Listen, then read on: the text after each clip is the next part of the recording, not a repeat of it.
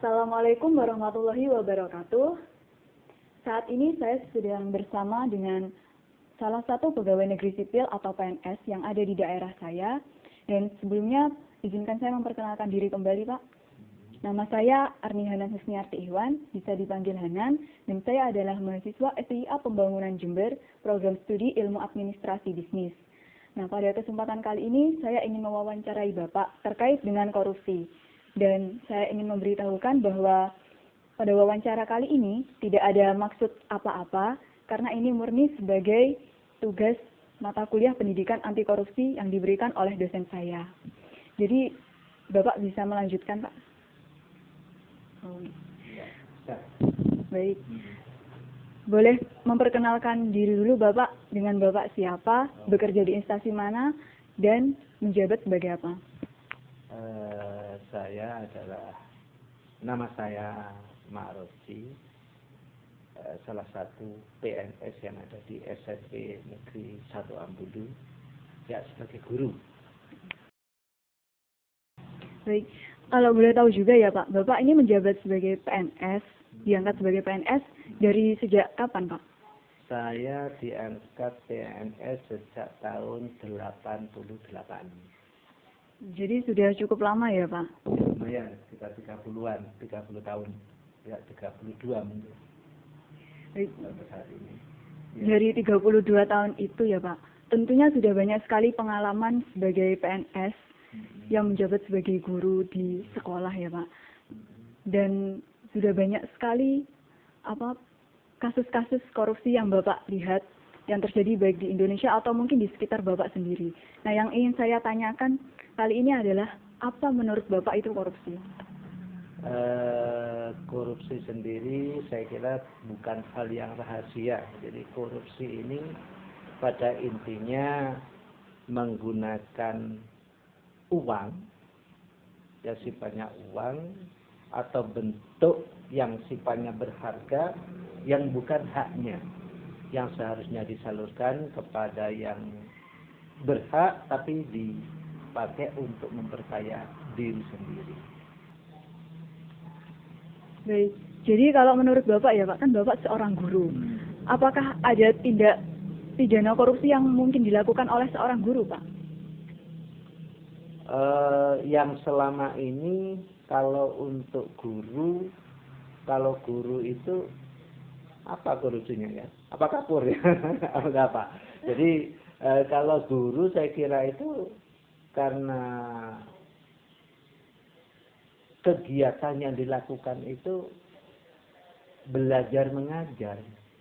Ya mungkin ya korupsi waktu, mungkin ya korupsi waktu, ya bisa juga seperti itu. Bagaimanakah cara Bapak untuk menghindari tindak pidana korupsi tersebut? Secara umum, jadi memang manajemen terkait dengan manajemen keuangan ini memang seharusnya nomor satu transparansi dulu. Jadi transparansi penggunaan keuangan untuk apa-apa perencanaan sudah matang. Kemudian di samping itu kontrol. Jadi kontrol dari pimpinan. Kemudian juga saling kontrol lah. Jadi pimpinan juga dikontrol oleh anak buah. Pemakaian sesuaikah apa yang sudah direncanakan itu dengan realisasi yang ada. Itu tadi kita sudah membahas mengenai korupsi di lingkungan pendidikan tempat Bapak bekerja. Nah, sekarang dalam lingkup yang lebih luas yaitu negara kita, Indonesia, Pak. Nah, menurut Bapak, bagaimana fenomena korupsi di Indonesia?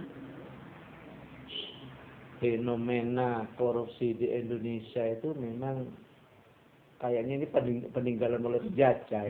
Iya, mulai zaman penjajah dulu itu sudah jadi korupsi itu sudah mulai ada.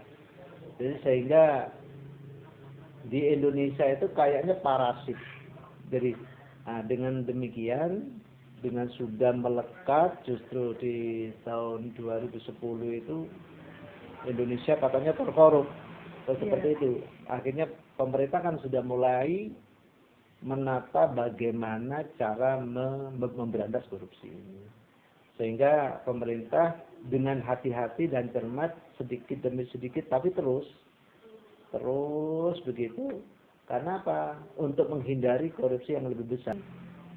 Seandainya ya Pak, Bapak ini seorang pejabat negara, diangkat setelah menjadi guru sebagai pejabat negara atau dipilih sebagai anggota DPR misalnya. Nah, bagaimana cara Bapak menghindari korupsi di Indonesia, sedangkan kita tahu bahwa sebagai DPR itu banyak sekali kesempatan untuk melakukan korupsi? Ya semuanya tergantung pada manusianya ya, jadi manusianya. Namun kalau dihadapkan pada sesuatu ya ladang seperti itu, ya saya kira tupoksi saja. Jadi maksudnya kalau itu memang seharusnya untuk rakyat, kalau memang misalkan itu harus disalurkan, ya paling tidak kita harus banyak musyawarah dengan temannya, jangan misalkan ada info, misalkan dipegang sendiri gitu. Ya, paling tidak ya harus diinfokan juga nanti di dalam tim kerja itu kan tidak mungkin sendiri seperti itu. Jadi bagaimana sebaiknya. Jadi musyawarah, apapun musyawarah. Sehingga kalau musyawarah itu nanti di antara teman itu pasti ada yang mengingatkan, ini harus gini, harus gini. Ya tidak mungkin ada yang nggak mengingatkan. Terakhir ini Pak, bagaimana atau apa yang ingin Bapak sampaikan, saran Bapak kepada para mahasiswa sebagai penerus bangsa terkait dengan korupsi, supaya mereka tidak ikut-ikutan para pendahulunya yang sudah banyak korup. Jadi kita bisa meneruskan perjuangan bangsa ini dengan pemerintahan yang bersih dan keadilan. Terima kasih. Jadi terkait dengan itu, mari kita ke depannya. Jadi ke depannya ini Indonesia bagaimana caranya supaya bersih. Yang pertama tadi sudah saya awal transparansi ya, transparansi itu yang pertama. Yang kedua semuanya harus ada pengawas memang. Jadi pengawas di tingkat atas ada, di menengah ada, ke bawah ada.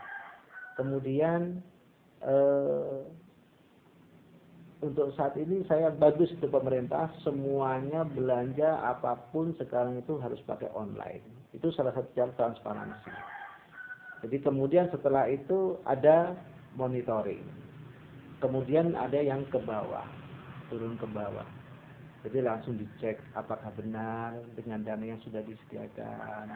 Itu sudah tahu. Dan moga-moga generasi ini bisa mencetuskan yang lebih praktis lagi, yaitu apa?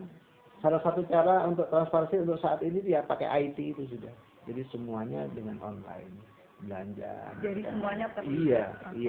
Iya. Nah, setelah itu harus ada apa ya? pengawasan yang melekat.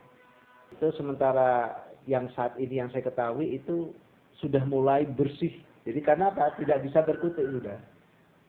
Jadi tidak bisa berkutik, sehingga dengan adanya kemajuan, dengan adanya teknologi yang baru ini, bagi mahasiswa cocok sekali. Jadi di samping mempelajari pelajaran yang ada, ya IT jangan sampai ditinggal. Jadi IT itu memang perlu. Terakhir, memang itu karakter. Jadi agama. Jadi agama bentengnya adalah agama. Jadi paling tidak itu kalau misalkan mahasiswa sudah cerdas, sudah brilian, kemudian pinter, pemakaian yang teknologi sekarang ini, yang terakhir agama. Agama kalau itu dipegang paling tidak, ya dia itu sudah punya fondasi bahwa kegiatan yang merugikan orang lain atau negara itu pasti hidup sama. Jadi itu benteng utama. Kalau nggak ada fondasi yang sangat sudah. Maunya sendiri, oh gini boleh, ini ada kesempatan ya. Jadi fondasi ya dilakukan dengan seenaknya kalau tanpa agama. Itu pesan saya. Jadi benteng yang paling utama, jadi agama, sehingga ini dengan agama yang dimanapun dia berada, dia takut melakukan hal-hal yang memang merugikan orang lain. Saya kira itu. Baik, itu tadi wawancara saya bersama dengan Bapak Maroji selaku PNS yang bekerja di SMP Negeri 1 Ambulu sebagai guru bahasa Inggris. Bapak, terima kasih atas kesempatannya. Mohon maaf mengganggu. Baik, mungkin itu saja yang bisa saya sampaikan selama wawancara kali ini. Terima kasih karena sudah menyimak sampai akhir. Wassalamualaikum warahmatullahi wabarakatuh.